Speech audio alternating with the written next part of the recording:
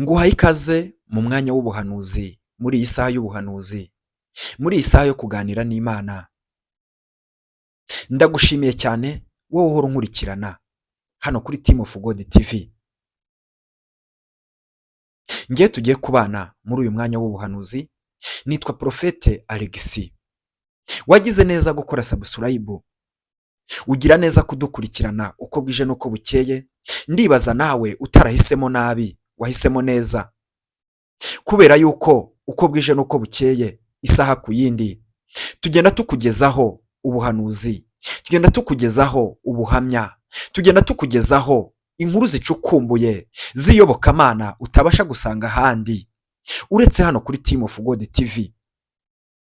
Ndaboneraho umwanya wo gusaba wowe udukurikiranye bwa mbere ugeze hano, ndagusaba kanda subscribe, ukore like, udusangiza n'ibitekerezo byawe muri komenti. Birakenewe n'inkunga ikomeye kuko bidufasha kumenya neza niba twari turi kumwe, ndetse n'icyo wifuza ko tuzakubwiraho cyangwa se n'icyo wifuza twavuga bikabasha kukuzamura mu buryo bw'umwuka. Yesu akabasha gukorera mu mubiri wawe no mu mutima wawe no mu byawe no mu bawe, ukabasha guhirwa mu rugendo.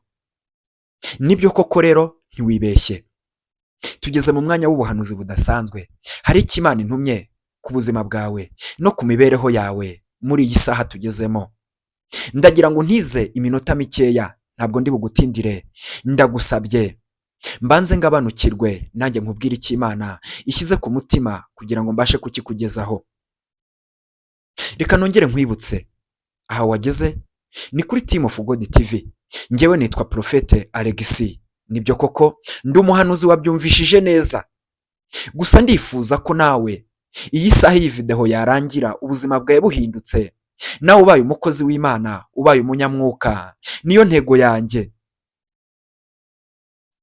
bitewe n'uburemere bw'Imana yakuntumyeho. Ndabyizeye neza ko Yesu ari buhindura imibereho yawe, ari buhindura ubuzima bwawe.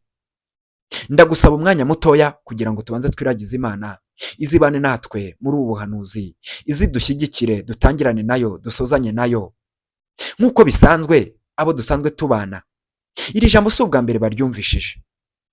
Mpora mbabwira ko dutangirira mu mwuka tugasoreza mu mwuka. Uwo niwe mwihariko tugira hano kuri Team of God TV. Ntabwo twasengana kabiri gatatu nawe ubuzima bwawe butarahinduka. Igihe cyose uri kudutega amatwi ukumva neza akantu ku kandi, ugasoza video nta na kimwe kigucitse, nta kabuza imbaraga zindimo, amavuta ndimo anyemerera yuko nawe ubuzima bwawe bwaba bwahindutse, ukaba umunyamwuka. Kubera ko Imana namaze kumenya neza, iyo igiye gutanga ntabwo yita kuri kavukire, ntiyita ku mashuri ufite, ntiyita ku buranga ufite. Imana ntiyita ku burebure ufite, gusa Imana ireba abababaye, irebera hose icyarimwe. Aho uherereye mu gicuku urimo, ndagira ngo nkubwire ngo umusozi wose waba urimo, ikigeragezo waba ufite cyose, umusaraba wose waba wikoreye, Yesu arambwiye ngo aje kukuruhura, aje kugutura uwo musaraba. Arakuzi, yakwibutse. Ubu ni ubuhanuzi bw'ukwezi kwa 9. Byose bitega amatwi, ugiye guhura nabyo byose uko byakabaye. Ubuzima bwawe burahinduka n'imibereho yawe, ubwo uri bwemere gusengana nanjye. Reka twiragize Imana dutangire ubuhanuzi. Imana yo mu ijuru iguha umugisha. Uwiteka Mana, ndagushimiye, ndakubashye, ndakunezerewe. Urakiranuka, uravuga bikaba, wategeka bigakomera. Ntabwo ngushidikanyaho kuko narakubonye, na mukanya nakubonye, n'uyu munsi nakubonye. Ubwo nabonaga Mwami wimana ubuzima bwanjye, ukimana imibereho yanjye, ukimana akazi kanjye, n'ibyo nkora byose ugakomeza kubishyiramo umugisha, ndabigushimiye. Ariko Mwami ngo ntabyera ngo de, iyo nirebye nibonaho ikizinga. Mu izina ryawe ryera Kristo, ndasengera buri wese afite ikizinga ku buzima bwiwe, yaguye mu cyaha, yagucumuyeho, ariko nkurikirana hano kuri Team of God TV. Mubabarire, ubashe kumugirira neza, imbabazi zawe n'igitinyiro cyawe bibashe kumugeraho, nawe yumva aruhutse, aruhuwe n'ijambo ryawe, yumve yishimye anezerewe. mu izina ryagera Kristo, kora ku maso kuri buri wese arimo aranyumva, umuhindurira ubuzima, ubwo ndi busoze buno buhanuzi bugira icyo bumumarira, ku buryo aba umwe mu bantu batanga ubuhamya kuko bakubonye, babonye imbabazi zawe, ukuboko kwawe, ineza yawe, igitinyiro cyawe. Ntabwo ushidikanya, nibyo koko Yesu uri kutuganiriza, uri kutuvugisha, na buri wese urwaye uramukiza. Urakoze kubyumvishije, mbisabye nizeye mu izina ryawe ryera, amen.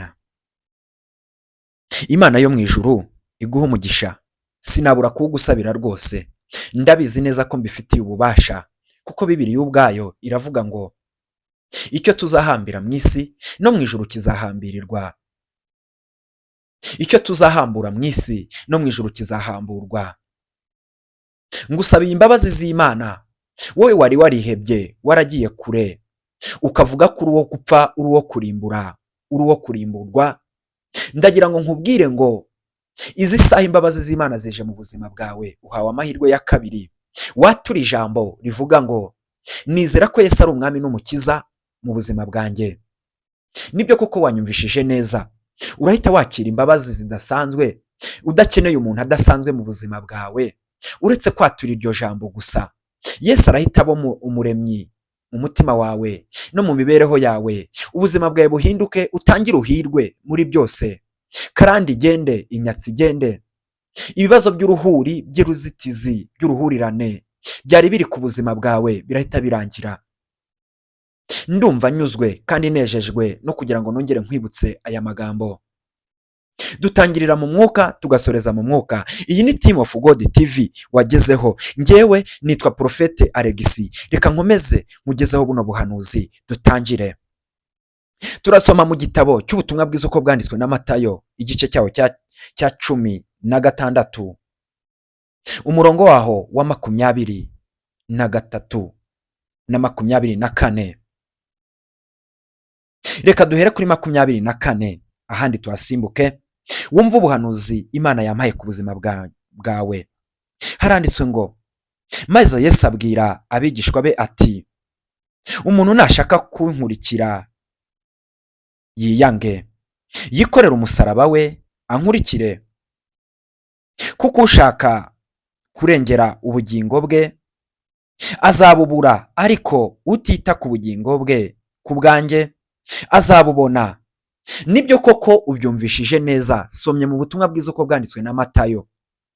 Yesu yari ari kumwe n'abigishwa be, ari kubizeza, ababwira yuko nta muntu n'umwe uzagutwaza umusaraba uretse wowe ubwawe ugomba kuwikorera.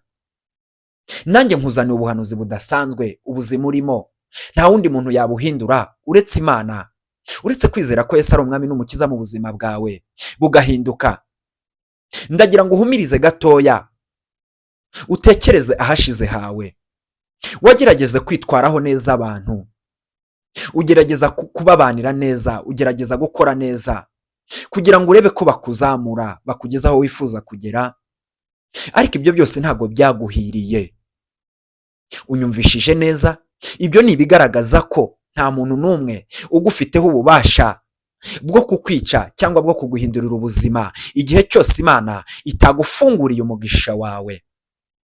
Muri ubu buzima turimo, muri ubu buhanuzi bw'ukwezi kwa 9 nkuzaniye, nta muntu n'umwe yagutwaza umusaraba wawe, nta muntu n'umwe yagutwaza ubwo burwayi bwawe, nta muntu n'umwe yagutwaza ubwo bugumba bwawe, nta muntu n'umwe yagutwaza ubukene bwawe, nta muntu n'umwe yaguhindurira ubuzima, nta muntu n'umwe. Hari ikigeragezo kikuriho cyawe bwite wisangije, gihwanye n'akavukire yawe, gifite nimero yawe, gisa nawe, ariko ndimo ndakubwira ngo ihanganira umwambaro wambaye.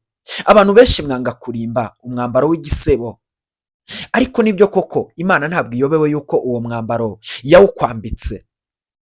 Ihangana uwurimbane, uwambare, baguseke, nibwo uri buhure na Kristo aguhindurire umwambaro, akwambika umwambaro mu ibanga. Bo basigaye baguseka, ubwo uri bugere ku mugaragaro mu ruhame Imana yaguhinduriye amateka, bose bazavuga ngo bari baragusengeye.